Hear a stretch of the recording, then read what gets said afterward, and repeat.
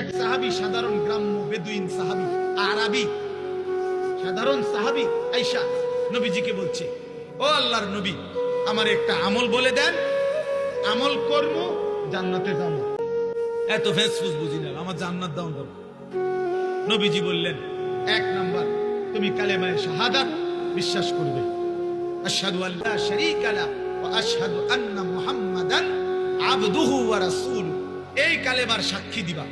দুই, ওয়া তুকিমুস সালাতাল মাকতুবা, পাঁচ ওয়াক্ত ফরজ নামাজ আদায় করবে। ওয়া তুতিজ যাকাতাল মাফরুযা, তুমি ফরজ যাকাত আদায়, মাসের রোজা আদায় করবে। তখন পর্যন্ত হাদিসের ব্যাখ্যায় আছে তখন হজ ফরজ হয় নাই, অথবা লোকটা এতটা গরীব যে নবীজি বুঝছেন তার জন্য হজের বিধান আসবে না। কথা বুঝছেন কিনা? তো কয়টা বলছি? চারটা। কালেমায়ে শাহাদাত, পাঁচ ওয়াক্ত নামাজ, যাকাত, আর কি? রমজানের রোজা। লোকটা বলছে, আল্লাহি লা আযীদু আলা হাযা ওয়ালা আনকুসু, হে আল্লাহর নবী, আল্লাহর কসম আমি যাচ্ছি, আপনারে সাক্ষী রেখে বলতেছি গো নবী, এর থেকে বেশি আমি বাড়াবো না কমাবো না, সাফ আপনি যেটা কইছেন এটাই মানব। এই কথা লোকটি চলে গেল, যাচ্ছিল। নবীজি বললেন, মান সাররাহু আন ইয়ানজুরা ইলা রাজুলিন মিন আহলিল জান্নাহ ফালইয়ানজুর ইলা হাযা। এই সাহাবীরা, এই এখন তোমরা যদি মাটির উপরে, জমিনের উপরে কোন জান্নাতি বান্দা দেখে নয়ন চোখ, ফালইয়ানজুর ইলা হাযা, একে দেখো জান্নাতি যে। তো লোকটা এখনো আমল করে নাই। কথা বোঝেন নাই কেন?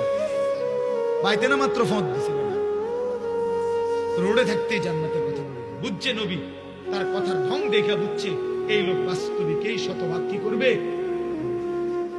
সকালবেলা ঘুম থেকে উঠে আরেকবার ঘুম যাওয়া পর্যন্ত একটা মোবাইল তার সঙ্গী, আর কতগুলো বন্ধু, 4-5 জনের লগে আড্ডাবাজি, এরা তার সঙ্গী। একবার বৈশামতে, একবার মোবাইল চায়, একবার নর্তকী দেখে, একবার নাচ দেখে, একবার কানের মধ্যে ইয়ারফোন লাগাইয়া গান শুনে, একবার মাইয়া দেখলে এটার পিছে পিছে হাঁটে, আরেকবার বেডি দেখলে এটার পিছে পিছে হাঁটে, একবার অসভ্য কথাবার্তা একজন আরেকজনের মধ্যে খেলে, আবার কতক্ষণ কি আপনার এই মোটরসাইকেল ফাইলে মোটরসাইকেল চালায়, হ্যাঁ, শিক্ষার হই হুল্লোর। আপনি বলেন এটা কি কোনো জীবন?